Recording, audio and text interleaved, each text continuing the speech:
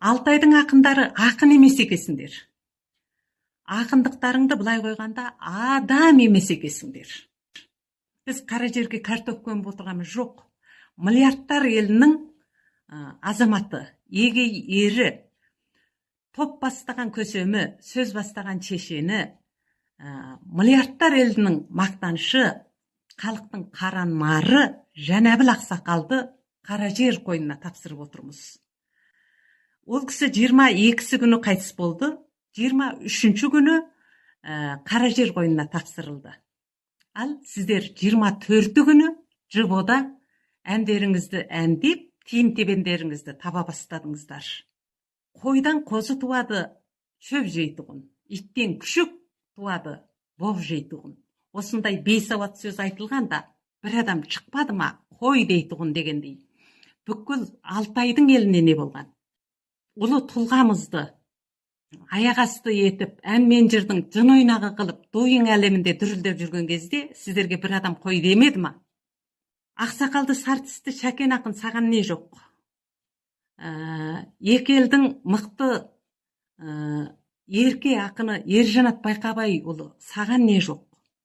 Ал сөзді кесегімен тастайтын ойламды ақын Нағыман саған не жоқ?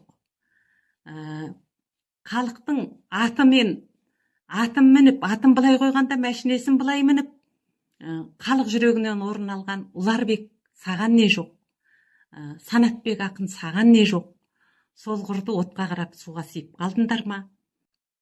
Біз арысымызды көміп отырған кезде, намысымызды көміп отырған кезде, қалай ғана ауыздарыңыз барып, ән салдыңыздар екендеш, қалай ғана қол жайып халықтан екі ауыз өлеңдеріңізді саттыңыздар. Шынында өте қорқынышты екенсіңдер.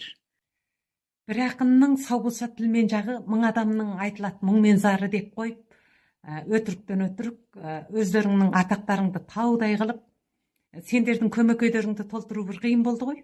Кәне халықтың мұңмен зарын айтқандарың. Әнеурі Ержанат Байқабай.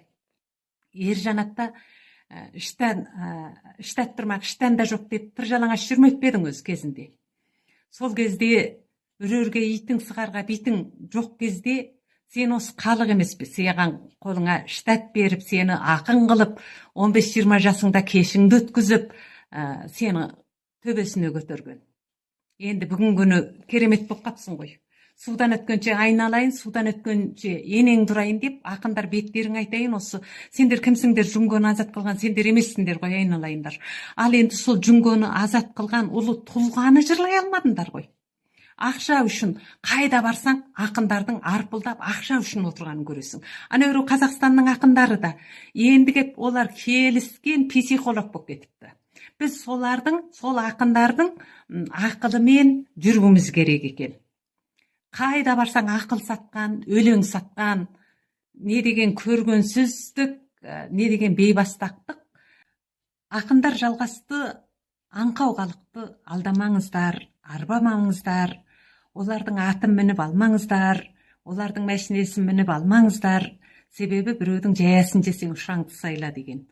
Халқыңның атын мініп алғанда, оны ұшпаққа шығаратындай өнерің бар ма жоқ па? Сен өлеңіңнің төрт аяғын ұйқастыра аласың. Ал одан басқа не істеп бердің?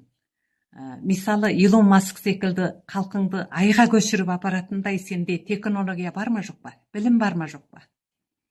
Сондықтан ар жағыңда түкте жоқ. Менше сенің бәріңнің бір басқаның көкірт, бір басқаның тотияйын, көкірегіңде тек қана ақша ғана. Сондықтан халық бұқарасын жалғасты, мұжи бермеңдер. 30 тістен шыққан сөз 30 рулы елге тарайды деген. Дойыңнан шыққан сөз дүниеге тарайды деген. Сондықтан бұл дойың әлемінде де әншейін екі ауыз өлеңімізді сатып, кез келген уақытта ақша табамын екен деп қалмаңыздар.